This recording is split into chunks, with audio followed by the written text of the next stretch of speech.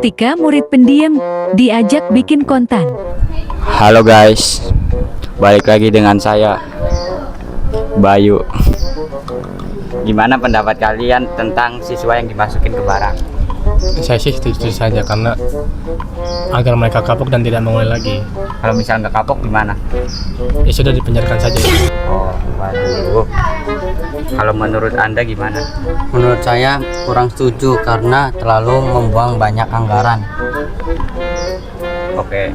Nah, itu guys dari pendapat beberapa siswa SMA GCMU. Di antaranya ada yang pro dan ada yang kontra. Nah, jadi segitu doang dari saya.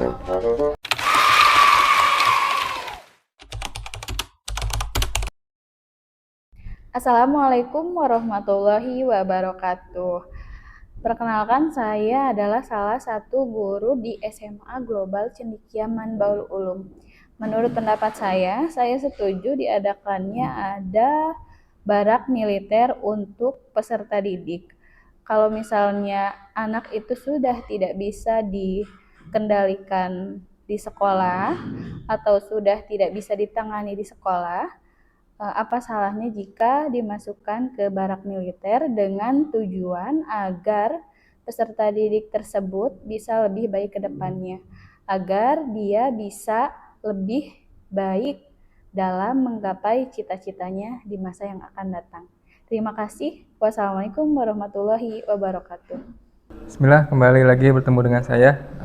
Di sini saya akan menanggapi kebijakan Gubernur Jawa Barat Kang Deddy Mulyadi yang memilih untuk mengirim siswa-siswi para pelajar yang bermasalah, yang dianggap nakal, yang tawuran dan sebagainya itu dikirim ke barak militer untuk dididik secara militer, dididik kedisiplinannya, yang mana diharapkan ketika lulus dari barak militer menjadi siswa yang lebih baik lagi, siswa yang tidak tawuran, siswa yang tidak lagi masuk ke geng motor.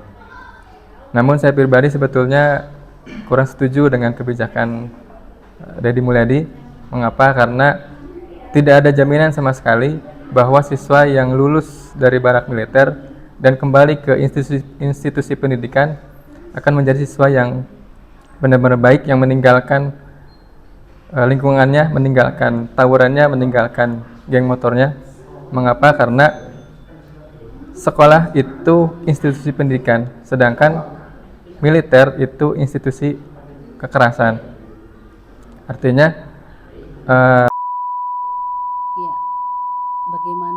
siswa yang dikirim ke barak itu bisa disiplin.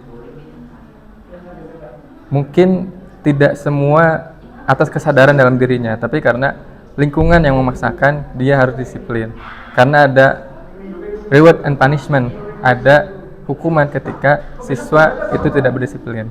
Nah, ketika kebiasaan yang dibangun itu bukan dari dalam, kebiasaan yang dibangun dari tekanan dari luar, maka tidak ada yang menjamin ketika tekanan itu hilang, maka kebiasaannya akan terus dilakukan dalam kegiatan sehari-hari.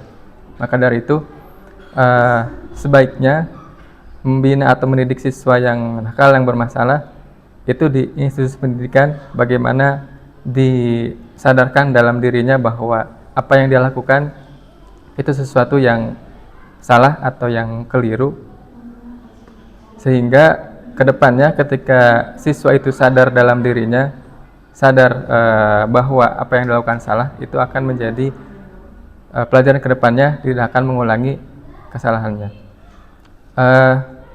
Ada teori pendidikan behavioristik, bagaimana manusia itu sebetulnya bisa berubah dengan kebiasaan.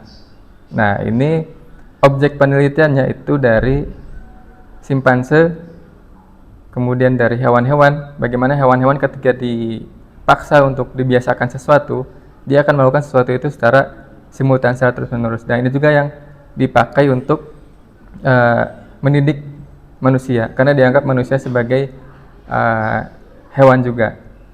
Nah, teori ini sebetulnya dianggap keliru, khususnya oleh teori psikologi Islam yang menyatakan bahwa perilaku manusia itu sebetulnya datang dari dalam dirinya, dalam ruhnya, dalam hatinya, yang itu menimbulkan tindakan-tindakan yang keluar dari jasadnya.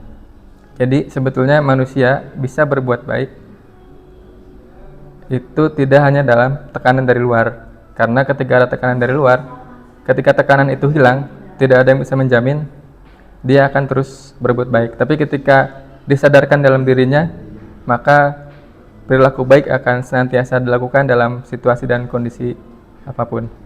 Mungkin sekian dari saya. Bagaimana siswa nakal dikirim ke barak? Pendapat saya sebagai guru di SMA Global Cendekia Mambalulum adalah setuju dengan berbagai kondisi ya. Saya rasa ini sebuah inovasi yang cukup bagus dari KDM, karena permasalahan kenakalan remaja itu masalah yang udah sangat lama dan meresahkan, dan belum ada sejauh ini yang terbukti efektif untuk mengatasinya. Nah, persyaratan yang mungkin harus evaluasi adalah bagaimana pemilihan siswa yang berkategori nakal tersebut. Apakah itu bagaimana syarat-syaratnya, itu aja sih. Karena kan sejauh ini ada evaluasinya adalah ada sekolah yang siswanya dipilih padahal di situ tidak ada guru BK dan tidak ada kriteria yang jelas siswa yang bagaimana yang dimasukkan, meskipun memang ada persetujuan orang tua ya. Gitu.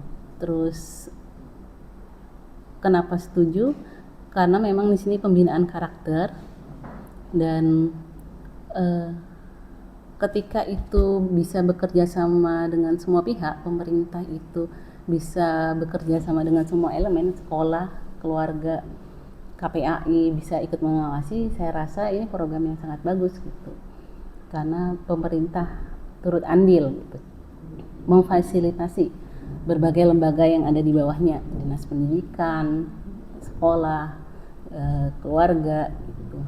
Dan mungkin akan setelah dari barak yang perlu dilakukan adalah tidak hanya selesai di situ gitu.